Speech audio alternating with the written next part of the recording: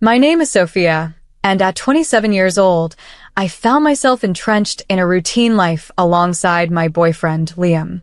We had been together since college, a relationship that was more about comfort than intense romance. Our frequent disagreements, ranging from Liam's reluctance to plan for the future to his endless late-night video game sessions, often left me feeling alone in our shared bed. It was clear we were both avoiding the inevitable conversation about our relationship's direction. We still cared for each other, but the effort to maintain our bond had faded with time. In contrast, my parents had been happily married for over 27 years, their relationship filled with affection and private jokes. They were my rock, the epitome of enduring love that I yearned for, even if it seemed unattainable with Liam. On the night of the accident, Liam and I argued over something as petty as undone laundry, a task he had promised to handle but neglected. Frustrated, I confronted him. "Can't you just do one thing you say you're going to do?" My voice was laden with exasperation. "It's just laundry, Sophia. It'll get done eventually," he responded nonchalantly, not looking away from his computer screen. As usual, the argument fizzled without addressing our deeper issues. Later, I was in the back seat of my parents' car, the comforting sounds of their conversation washing over me, a stark contrast to the tension with Liam. They were celebrating my mother's birthday, their happiness palpable. Suddenly, our world was shattered by the blinding glare of headlights and the horrific sound of colliding metal. Everything went black. When I regained consciousness, I was in a hospital, greeted by the sterile smell and the incessant beeping of medical equipment. A heavy sense of dread weighed on me as the nurse delivered the devastating news in a detached tone. My parents were gone, and my legs, which I had always taken for granted, might never function again. The harsh reality sank in, leaving me feeling profoundly isolated. Liam, whom I had just bickered with over something as trivial as laundry, was now my sole link to the life I had known before the tragedy, a life where my biggest concern was whether he would separate the whites from the colors in our laundry. As I grappled with the loss of my parents and the possibility of never walking again, despair enveloped me. The future, once brimming with potential, now appeared desolate. Trapped in the sterile confines of the hospital room, time seemed to distort, stretching on indefinitely. Eventually, Liam entered the room, his parents, Avery and Julian, trailing behind him with expressions of strained concern. The room was heavy with sorrow. Liam sat next to my bed, taking my hand, his usual confidence gone. "Hey, Sophia," he began, his voice barely a whisper, marked by sincerity and reflection. "I've been doing a lot of thinking." My voice emerged, tinged with uncertainty. "What about us?" I asked. He paused, our eyes locked, his filled with an indescribable emotion. "All of this. It's opened my eyes to how fragile life really is," he confessed. I wanted to ask him to explain, but my words froze, trapped within me. "I can't wait for the right moment anymore. It might never arrive," he continued, holding my hand firmly. "What I mean to say is, Sophia, will you marry me?" His question lingered, thick in the air, unexpected and profound. It was the farthest thing from what I anticipated, especially under these circumstances. I studied his face, looking for traces of the impulsive Liam I knew, who often acted before thinking. Yet all I saw was sincerity. His mother, Avery, stepped closer, her hands joined together. "We want you in our family, Sophia. We'll look after you." Julian chimed in quickly, "And it's not out of pity. It's because we genuinely love you and want to support Liam with this decision."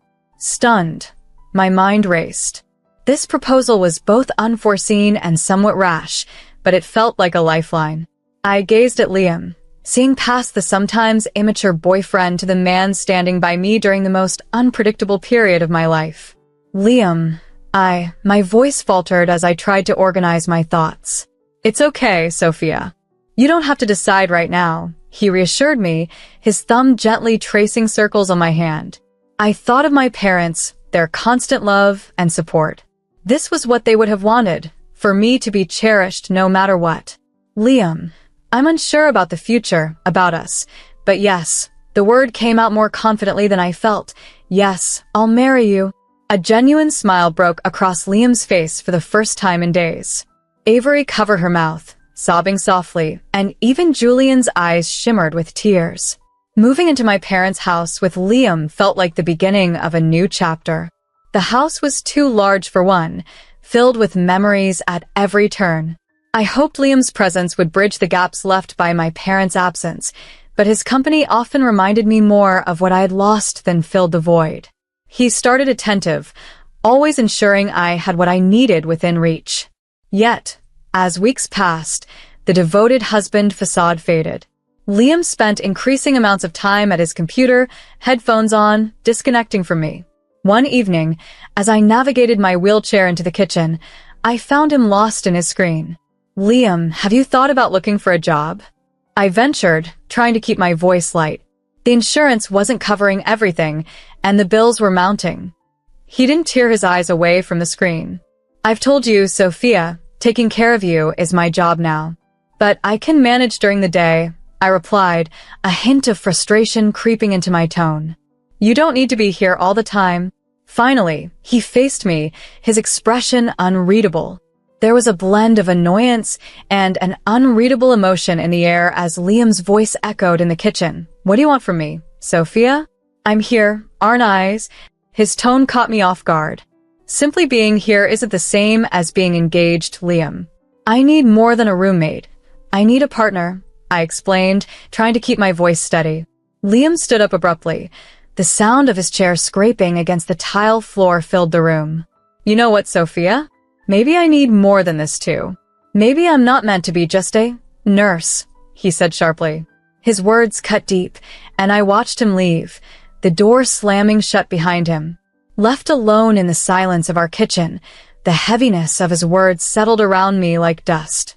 I wasn't just alone. I felt profoundly lonely. That night, as I lay in bed staring at the ceiling, thoughts of our brief honeymoon phase played back in my mind. The vows we once exchanged seemed like they belonged to another era. The Liam who had once promised to stand by my side now felt like a stranger. As the weeks went by, Liam's absences became more frequent and his excuses thinner.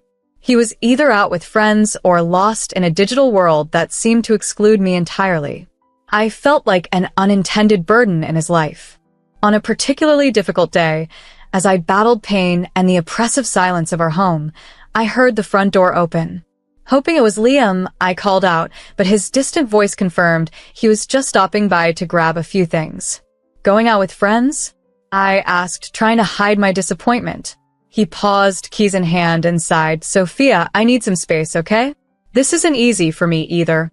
I nodded, holding back tears. "I understand, but I thought maybe we could spend some time together, like old times." He avoided my gaze. "Maybe when things settle down." "I have to go." The house grew emptier with each day, a vast space filled with silence and the ghost of better times. It wasn't just Liam's absence or the echo of my parents' voices that made the home feel desolate. It was the small, sentimental items that began to disappear. My mother's beloved vase, a silver frame with a family photo, a painting that once hung in the hallway. One day, while trying to distract myself with memories, I noticed the bare patch on the wall where the painting had been. Confused, I called out for Liam, but there was no response. That evening, when Liam returned, I asked him about the missing landscape painting. Barely looking up from his phone, he replied, "Oh, that old thing? It was getting dusty, and I thought we could use the space for something else."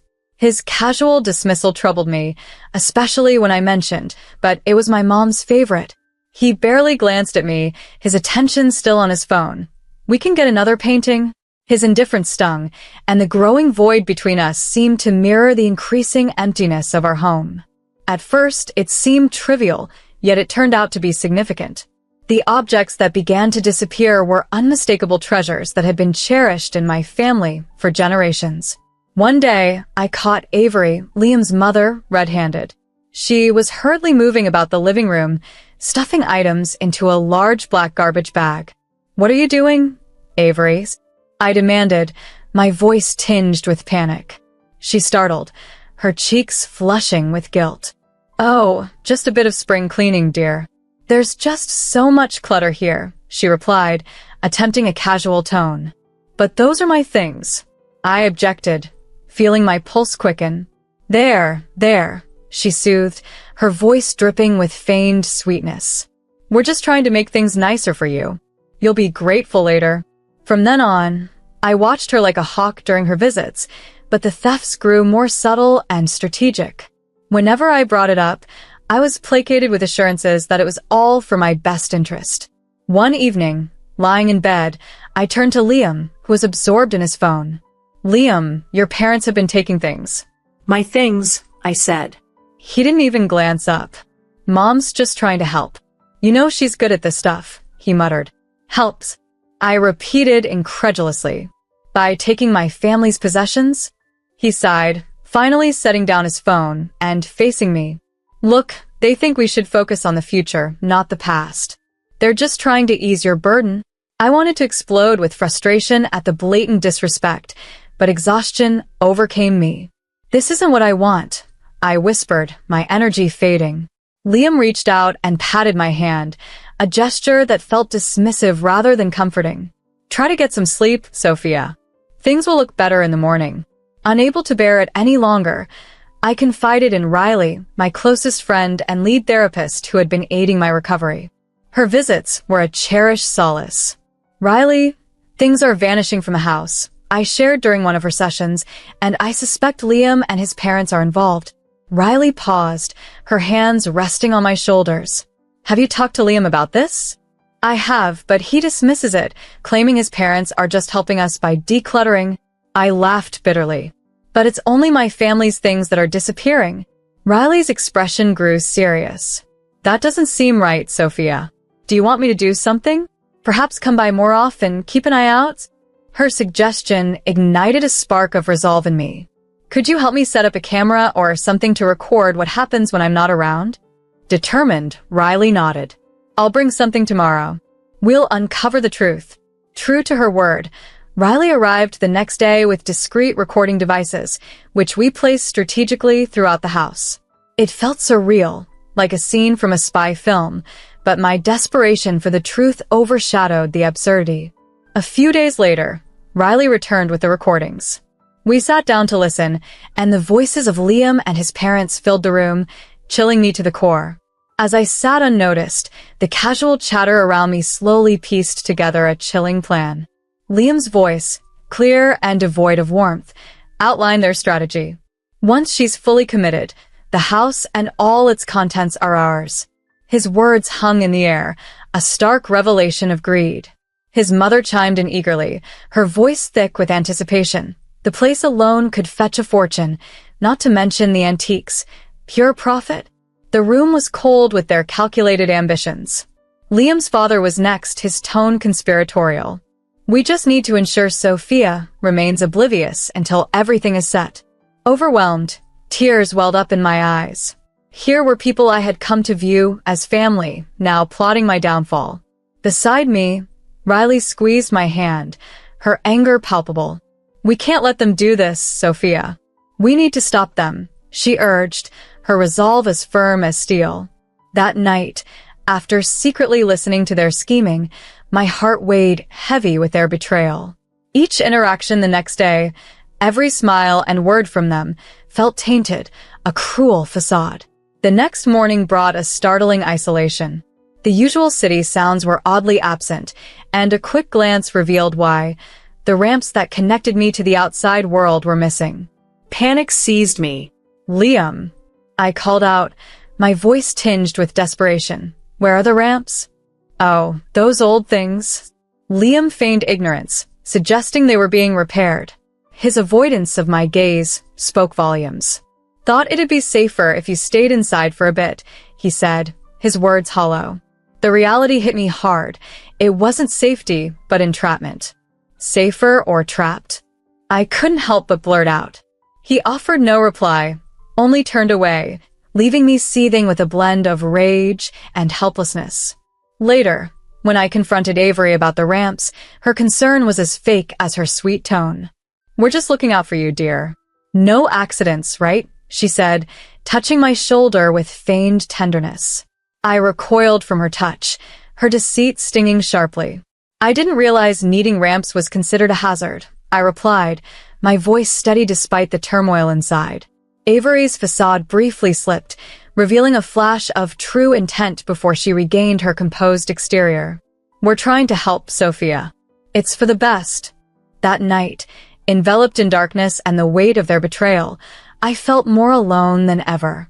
Liam was likely out, escaping his guilt. I reached for my phone, the screen a beacon of hope, and dialed Riley's number, the emergency contact she had insisted I have. Riley, I whispered urgently into the phone. They've removed the ramp. I'm trapped in my own house. Her response was immediate, a sturdy lifeline as she assured, hang tight, Sophia. I'm on it. We'll sort this out. Her determination was a small comfort in the storm swirling around me. When the doorbell rang, my pulse quickened as I made my way to the front door. There stood Riley, accompanied by a man and a woman dressed in neatly tailored suits, their expressions serious. They were members of a local lawyer group present to evaluate my living conditions. Next to them, my attorney, Mr. Dillon, held a leather briefcase firmly.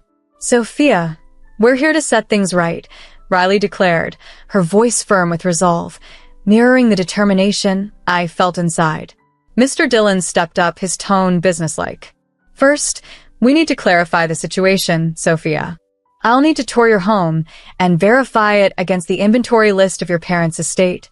As we walked through my home, the service representatives scribbled notes, their disapproval evident at the missing accessibility features and the apparent neglect of my needs. During this, Liam walked in, his surprise clear on his face. Sophia, what's happening? Who are these people? He asked, baffled. I met his gaze firmly, letting him feel the intensity of my resolve. I'm reclaiming control, Liam. This is my lawyer, and with him are advocates for lawyer. They're here to make sure my living environment is safe and that my rights are respected, I explained.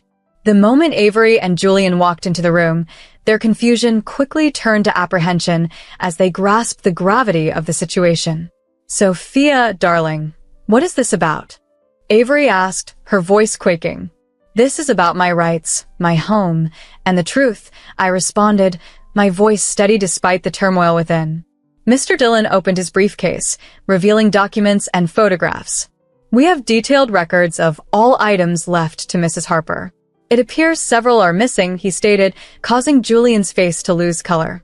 Now, Sophia, I'm sure this is all just a misunderstanding, Julian stammered.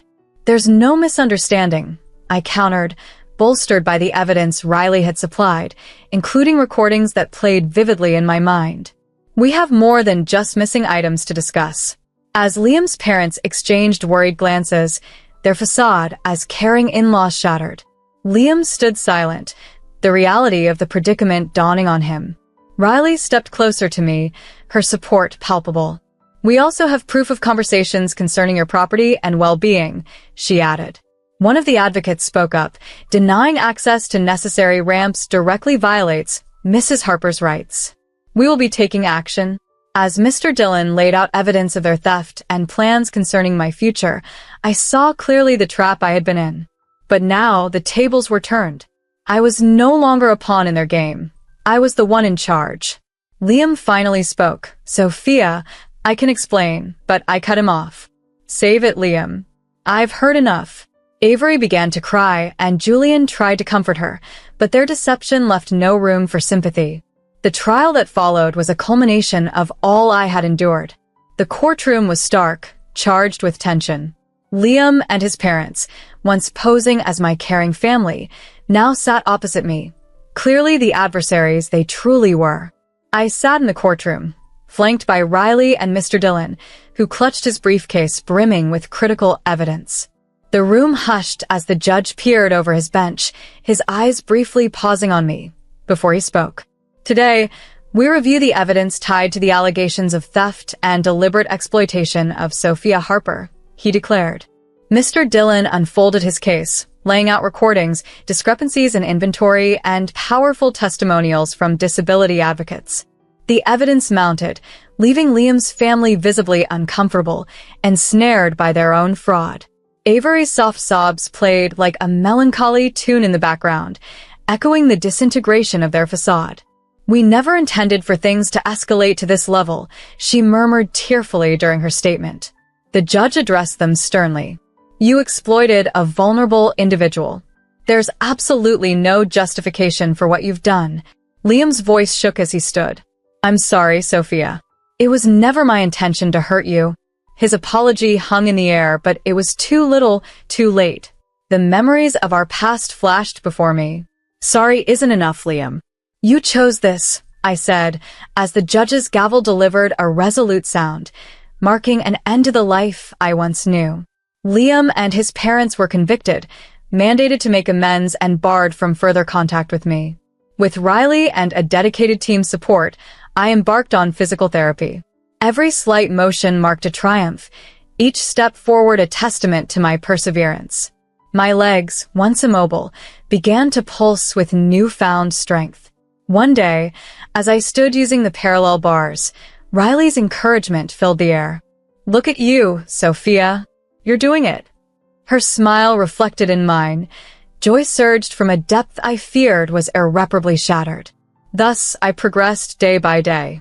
My home, once a grim reminder of my previous life, gradually transformed back into a sanctuary, a place of healing and growing strength.